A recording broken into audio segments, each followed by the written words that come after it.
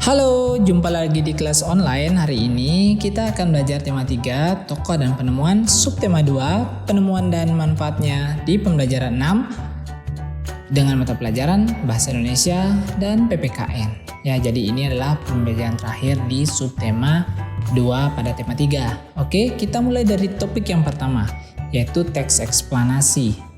Oke, mari kita coba baca teks eksplanasi berikut ini yang berjudul Pensil si kecil yang amat penting.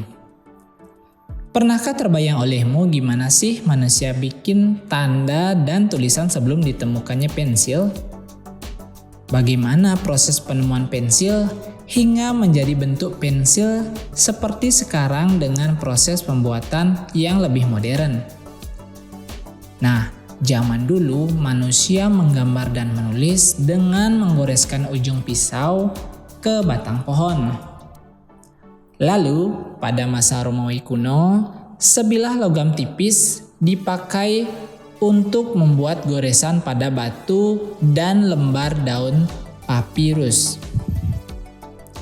Perkembangan pensil dimulai sejak ditemukannya grafit pada tahun 1564 di Borrowdale, Inggris.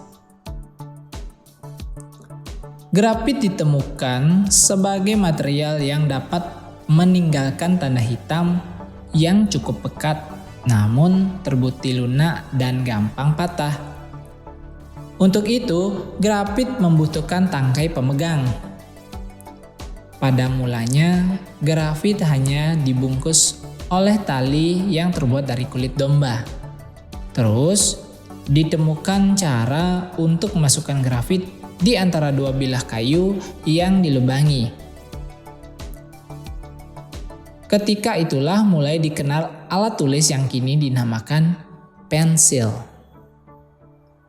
Pensil mulai dibikin secara massal pada tahun 1662 di Nuremberg, Jerman. Selanjutnya, mulai abad 19, Faber-Castell, Lyra, Staedtler, dan perusahaan-perusahaan lain mengembangkan pensil buat alat tulis secara pesat. Pada zaman modern, pensil dibuat dengan hancurkan grafit murni sama tanah liat hingga berbentuk bubuk. Kemudian campuran ini dicetak menjadi bentuk tipis, panjang, dan dilapisi dengan kayu. Jadilah pensil dengan bentuk yang kita kenal saat ini. Pensil menjadi benda yang penting banget hingga saat ini. Kalau nggak ada pensil, kita bakal kesulitan waktu lagi belajar. Kita juga nggak akan bisa bikin karya tulis seperti cerita pendek, puisi, dan tulisan lainnya. Nah, oke, jadi itulah sejarah dari pensil si kecil yang amat penting ya. Ternyata batang hitam yang ada di dalam pensil ini, kayunya ini adalah namanya apa? Grafit ya. Jadi itu sejarah panjang pensil. Oke, masih ingatkah kamu mengenai kalimat efektif? Nah, dari tadi Bapak membaca, kalian juga ikut baca, ada beberapa kalimat yang terdengar agak sedikit janggal ya, dari mulai katanya dan kalimatnya. Jadi mari kita perbaiki kalimat yang tidak efektif pada teks si kecil yang amat penting ini. Pensil si kecil yang amat penting ini ya. Oke, yang pertama di sini kita temukan kata-kata yang tidak efektif atau tidak baku pada kalimat-kalimat di paragraf 1 dan paragraf 2. Ya, kalimat yang tidak efektif yang pertama adalah, pernahkah terbayang olehmu gimana sih manusia bikin tanda dan tulisan sebelum ditemukannya pensil? Nah, kata yang digunakan ini tidak baku pada kalimat yang membuat kalimat ini tidak efektif. Kemudian kalimat yang kedua, zaman dulu. Nah, ini harusnya tidak menggunakan kata zaman ya. Jadi kalimat ini juga tidak efektif. Kemudian yang terakhir, lalu pada masa Romawi kuno sebilah logam tipis dipakai. Nah, ini juga tidak baku kosakatanya. Jadi tidak efektif kalimatnya. Jadi kita akan memperbaikinya. Oke, sebelum Bapak memberitahukan kalimat yang sudah diperbaiki, anak-anak bisa pause video ini dan mencoba sendiri membuat kalimat efektifnya. Jadi kata baku yang dipakai sebenarnya itu kata apa? Oke? Jika sudah, mari kita cari tahu ya kebenarannya dan bisa dicocokkan dengan pekerjaannya anak-anak. Nah, yang pertama, jadi kata gimana sih dan bikin ini kita ganti ya menjadi kalimat pernahkah terbayang olehmu bagaimana cara manusia membuat. Ya, jadi kata gimana sih menjadi bagaimana. Kemudian bikin menjadi kata membuat. Kemudian kalimat yang kedua, zaman ini berubah menjadi zaman. Itu kata yang baku. Kemudian yang ketiga, kata dipakai ini kita ubah menjadi dipakai. Nah, itu adalah kata kosakata yang baku. Gimana? Setelah dicek pekerjaan anak, Pak yakin hasilnya bagus ya. Mari kita lanjutkan ke kalimat yang selanjutnya. Kita temukan lagi kalimat yang tidak efektif. Ya, pada kalimat ini menggunakan kata kosakata yang tidak baku, yaitu gampang patah. Ya, grafit ditemukan sebagai material yang dapat meninggalkan tanah hitam yang cukup pekat, namun terbukti lunak dan gampang patah. Nah, itu yang pertama. Yang kedua, terus ditemukan cara untuk memasukkan grafit di antara dua bilah kayu yang dilubangi. Ketika itulah mulai dikenal alat tulis yang kini dinamakan pensil. Nah, terus ini tidak bukan kosakata yang baku jika dipakai di kalimat ini. Jadi membuat kalimatnya tidak efektif. Kemudian kalimat yang terakhir, di sini ada kata yang kosakata yang tidak baku juga. Pensil mulai dibikin. Nah, itu menjadikan kalimatnya tidak efektif. Jadi, apa kalimat yang efektif? Nah, coba di pause videonya, cari sendiri. Kemudian jika sudah selesai, mari kita cocokkan. Sudah siap? Jadi, kata gampang di sini kita rubah menjadi mudah. Sehingga kalimat terakhir setelah koma menjadi namun terbukti lunak dan mudah patah. Jadi seperti itu ya. Kemudian yang kedua, kata terus kita ubah menjadi kemudian. Nah, ini Bapak salah ketik ya. Salah ketik, harusnya kemudian. Itu lebih cocok dengan kalimatnya. Kemudian kata dibikin kita ubah menjadi kata dibuat ya. Jadi bukan pensil mulai dibikin, tapi menjadi pensil mulai dibuat. Jadi itu kalimat efektifnya. Mari kita lanjutkan.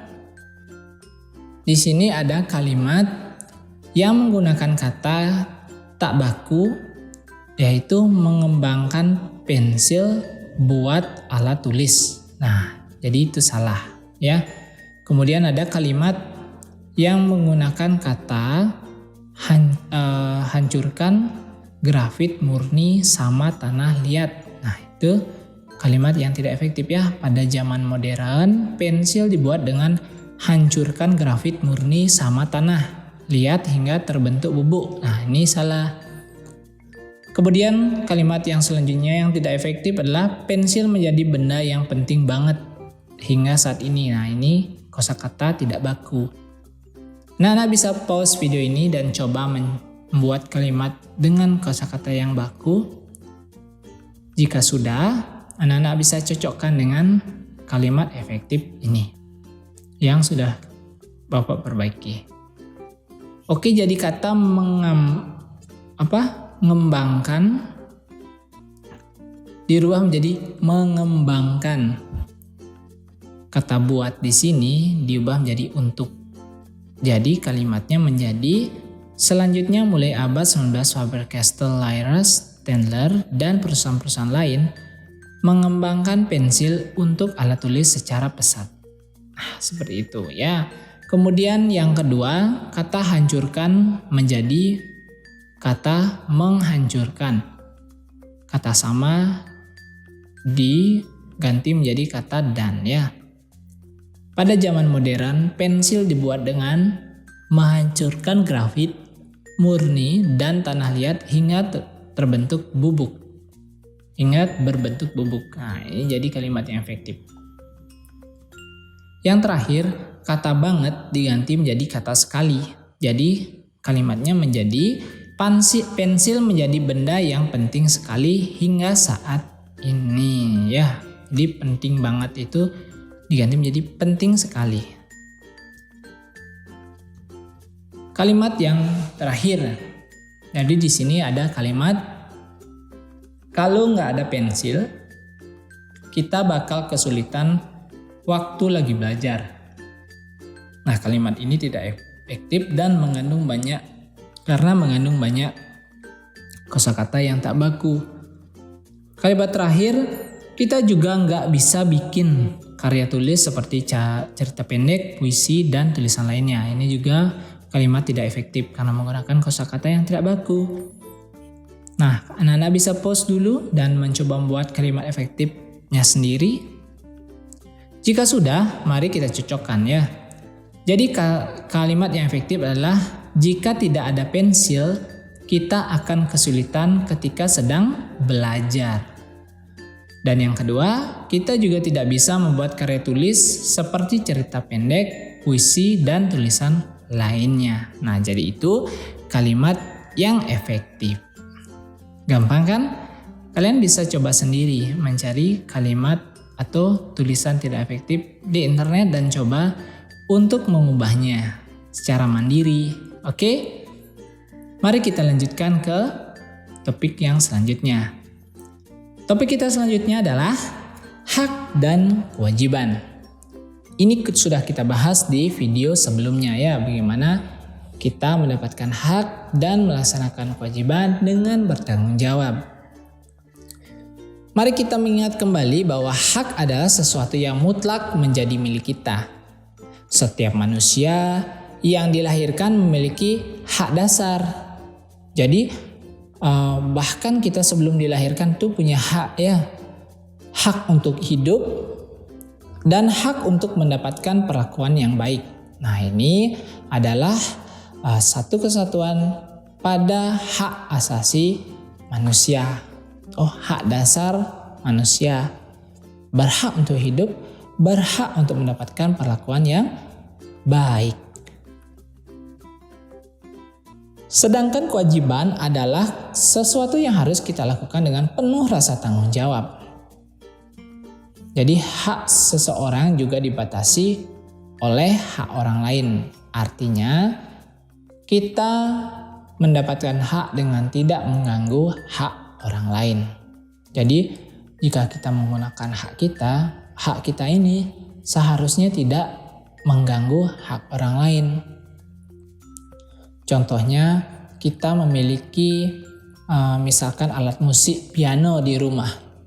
Kita berlatih piano, berlatih sampai kita pintar. Namun hak kita menggunakan piano ini dibatasi oleh hak orang lain. Bagaimana? Ketika misalkan malam hari, ketika sudah jam 11 malam, tentunya suara piano kita akan terdengar ya lebih keras ke tetangga misalkan ya. Jadi hak tetangga kita beristirahat pada malam hari, kemudian kita menggunakan hak kita bermain piano sehingga hak kita ini mengganggu hak orang lain. Itu namanya hak seseorang juga dibatasi oleh hak orang lain. Paham? Pasti paham ya. Jadi di Indonesia ya, sebagai warga negara hukum, juga mengatur hak dan kewajiban warga negaranya. Jadi, hak dan kewajiban itu diatur dalam hukum. Tujuannya untuk melindungi manusia itu sendiri dari perbuatan tindakan pelanggaran hukum. Jadi, hak dan kewajiban itu ada pasal-pasalnya. Yang pertama pasal 27 yang mengatur tentang hak mendapat perlakuan yang sama di dalam hukum dan kewajiban untuk menjunjung hukum yang berlaku. Yang kedua, hak untuk mendapatkan kehidupan yang layak. Yang ketiga, hak dan kewajiban untuk membela negara. Jadi pasal 27 ini mengatur tentang ini ya, jadi tidak boleh dilanggar. Kalau dilanggar, itu ada tindak sanksi dan pidananya. Yang kedua, pasal 28B ayat 2 itu mengatur tentang setiap anak berhak atas kelangsungan hidup, tumbuh, dan berkembang, serta berhak atas perlindungan dari kekerasan dan diskriminasi. Yang ketiga, ada pasal 28C ayat 1. Pasal ini mengatur tentang setiap orang berhak mengembangkan diri melalui pemenuhan kebutuhan dasarnya, berhak mendapatkan pendidikan, dan memperoleh manfaat dari ilmu pengetahuan dan teknologi, seni dan budaya demi meningkatkan kualitas hidupnya dan demi kesejahteraan umat manusia. Yaitu beberapa pasal mengenai hak dan kewajiban di negara Indonesia. Masih banyak lagi pasal anak-anak bisa cari di internet. Silahkan cari dengan kata kunci pasal-pasal hak dan kewajiban di Indonesia. Jadi itu pembahasan kita hari ini. Terima kasih sudah menonton video terakhir di subtema 2. Jika bermanfaat bisa di-share, like, atau subscribe. Terima kasih.